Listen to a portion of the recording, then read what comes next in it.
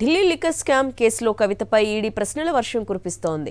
వరుసగా మూడో రోజు ప్రశ్నలతో ఉక్కిరిబిక్కిరి చేసింది. కవిత విచారణలో ఇప్పటి వరకు ఈడీ తేల్చిందేంటి? తన అరెస్టు అక్రమం అంటూ సుప్రీంకోర్టులో కవిత దాఖలు చేసిన పిటిషన్పై విచారణ ఎంతవరకు వచ్చింది? కవితను తిహార్ జైలుకు ఆహ్వానిస్తూ సుకేష్ చంద్రశేఖర్ రాసిన లేఖతో ఏం జరగబోతోంది? ఢిల్లీ లిక్కర్ స్కామ్ కేసులో అరెస్ట్ అయిన బీఆర్ఎస్ ఎమ్మెల్సీ కవితను మూడో రోజు కస్టోడియల్ ఇంటరాగేషన్ చేసింది ఈడీ. మద్యం పాలసీ రూపకల్పనలో ఆప్ నేతలతో పాటు కవిత కూడా ఉన్నారని గుర్తించిన ఈడీ ఆ దిశగానే ప్రశ్నాస్త్రాలు సంధించింది. ఇండో స్పిరిట్లో 33% వాటా ఎలా వచ్చిందని, మొబైల్ ఫోన్లను ఎందుకు ఫార్మేట్ చేయాల్సి వచ్చిందని ప్రశ్నించింది. ఉదయం నుంచి సాయంత్రం వరకు విచారణ కొనసాగగా ఆ తర్వాత కవితకు వైద్య పరీక్షలు నిర్వహించారు. ఈడీ కస్టోడియల్ ముగిసిన తర్వాత కేటీఆర్ న్యాయవాదులు కవితను కలిశారు. ఇక ఈ కేసులో ట్విస్ట్ చోటు చేసుకుంది. తనను ఈడీ అరెస్టు చేయడం అక్రమం అంటూ కవిత దాఖలు చేసిన పిటిషన్పై సుప్రీంకోర్టులో విచారణ ఆలస్యమయ్యే అవకాశం కనిపిస్తోంది. కవిత దాఖలు చేసిన పిటిషన్ లోపభూయిష్టంగా ఉందని, అందుకే విచారణకు ఆలస్యం కావచ్చని న్యాయవాదులు చెప్తున్నారు.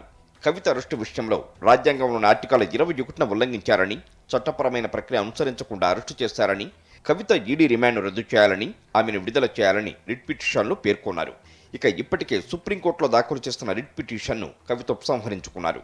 ఈడీ జారీ చేసిన సమన్లను సవాల్ చేస్తూ గత ఏడాది మార్చి 14న ఎమ్మెల్సీ కవిత అత్యున్నత న్యాయస్థానంలో పిటిషన్ దాఖలు చేశారు. అయితే ఇదే కేసులో కవితను 3 రోజుల క్రితం అరెస్టు చేసింది ఈడీ.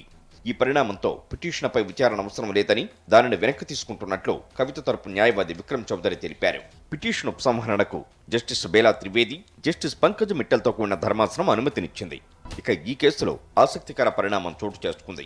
కవితకు మనీ లాండరింగ్ కేసులో నిందితుడు సుకేష్ చంద్రశేఖర్ లేఖ రాశారు. తిహార్ జైలు క్లబ్లో త్వరలో మీరు సభ్యులు కాబోతున్నారన్నారు. కవితకు తిహార్ జైలు కౌంట్డౌన్ ప్రారంభమైందన్నారు. కేజ్రీవాల్ కూడా త్వరలోనే అరెస్ట్ అవుతారని లేఖలో పేర్కొన్నారు. విదేశాల్లో దాచుకున్న అక్రమ సొమ్ము బయటపడుతుందని, వాట్సాప్ సంభాషణలపై దర్యాప్తు జరుగుతోందని చెప్పుకొచ్చారు.